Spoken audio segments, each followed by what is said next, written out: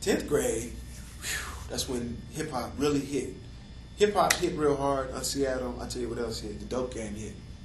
So a lot of the kids were being pulled. Panther kids, too. I seen a lot of the kids, and I'd be like, yo, what's up, baby? What's up? Bang, bang, bang, beep, beep. Oh, man, nah, that's old and played out, man. It's about this whoopty, whoa. You know, and they had transformed from being Panther kids to being gang member kids.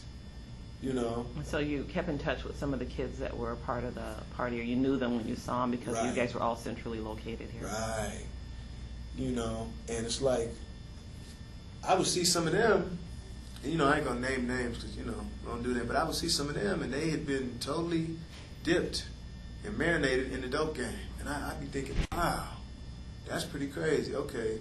So they pushed the Panther Party out and this program out, kept the Free Breakfast program, took credit for it, kept the Carolyn Downs Clinic and whatnot, took credit for it, took it over, and then gave the kids of the Panther Party dope and gang member mentality. Some people don't know, but the Crips actually came out of the Panther Party.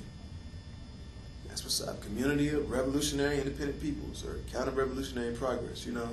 So there was elements of unity within it, but the information wasn't there. You know what I'm saying? So it became like a very powerful but misled movement. All the gang stuff, you know what I'm saying? And you know, because I reached consciousness at 10th grade, I was able to see it. Reading the autobiography of Malcolm X, Revolutionary Suicide, Bobby Seale, Seeds of Time. I was able to really see it and look at it and be like, nah, I don't really want to be a part of that. It didn't feel right with me, you know?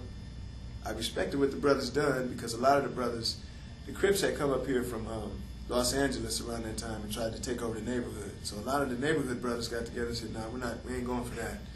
You're not going to disrespect our mothers and our grandmothers and our neighborhood and tell us where we can go and what we can do. You know, so that was like a big thing, and it was a lot of killings and shootings and whatnot.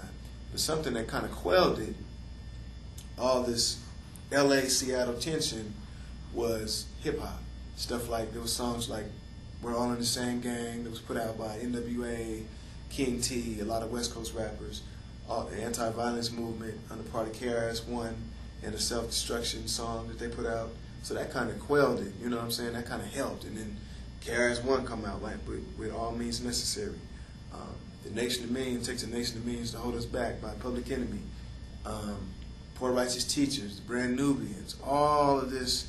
And that's how we, as a generation, because, you know, we weren't around during the 60s. We saw the end of the Black Power joint. We saw the end of the civil rights stuff. But that's how we got educated to the whole Black Power movement, through hip-hop, you know? Through people showing us clips and people talking, making reference to Malcolm X, you know? So then we hear it in the music, oh, okay, and then we go and look. Oh, that's who Asada is. Oh, that's who Matula Shakur is. Oh, that's who Sunday Akoli is. You know? Oh, that's who Huey P. Newton is, you know? Yeah, I mean, hip-hop is like the soundtrack for the movement. Not rap, hip-hop. It's like the soundtrack, but it's like it was taken from that time and then transported to another time so we wouldn't forget. Right. It's like the ancestors knew that something was going to happen, so they said, we're going to hold this.